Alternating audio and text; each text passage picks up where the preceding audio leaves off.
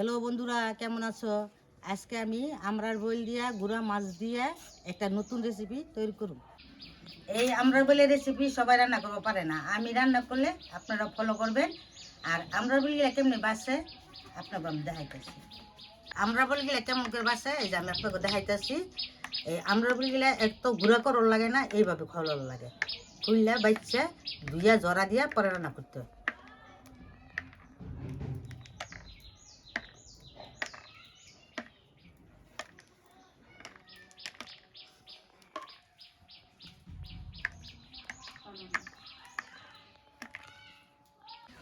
বইল গিলে এত গুঁড়া করার লাগে না, এত গুঁড়া করলে ধুইবার সময় পানির লগে জায়গা, এই লিগে এইভাবে ছোটো ছোটো করে তুলোর লাগে।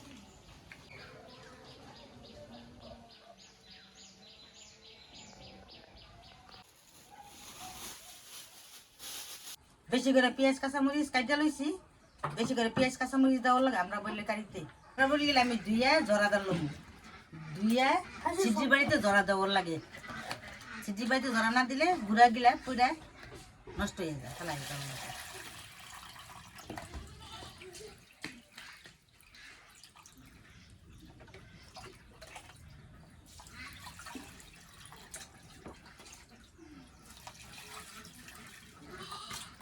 মাছগুলা বাজবার লিগে আমি লবণ আর হলুদের ফাঁকি দিয়ে মাথায় দিতেছি।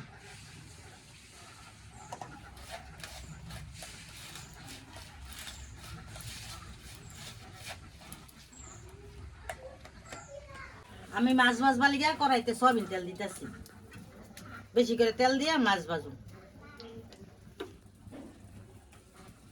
আমি কড়াইতে তেলের মধ্যে মাছ দিতেছি।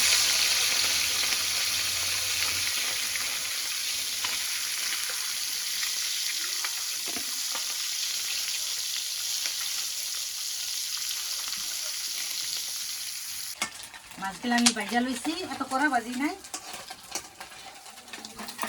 আমরা মাছগুলো নামাইতেছি।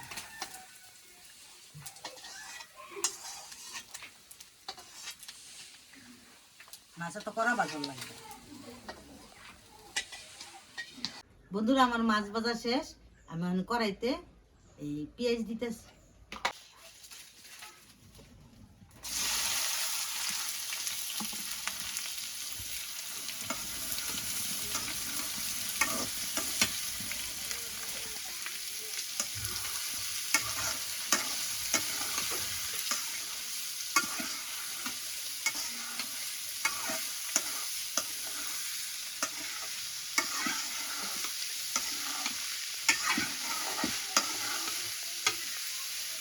আমরা বলে কাইলেন বালিগে আমি বেশি করে কাঁচামরিচ পেঁয়াজ দিয়ে বাজা বাজা করতে। আমি আমরা বলে কারিতে আদা রসুন দিতেছি, অল্প করে হলুদের ফাঁকি,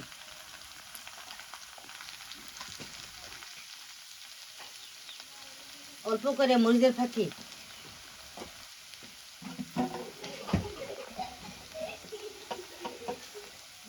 ভাজার ফাঁকি,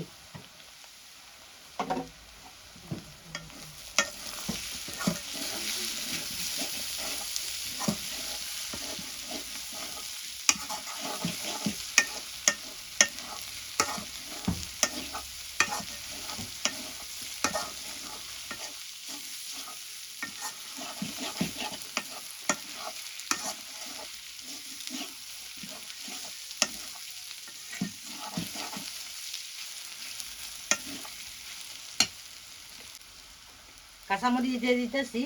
কাঁচামরিচগুলো পরে দিলে সিদ্ধ হইতো না, আগে দিয়ে দিতেছি।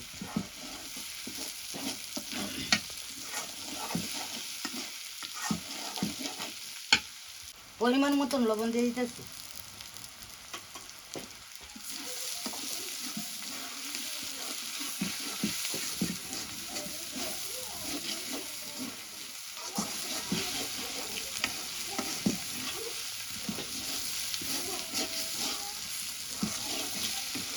আমরা বলে কারিতে মাছ আগে দেওয়ার লাগে, বইলে পরে দেওয়ার লাগে, মাছটা দিয়ে একটু ভাজা ভাজা করার লাগে।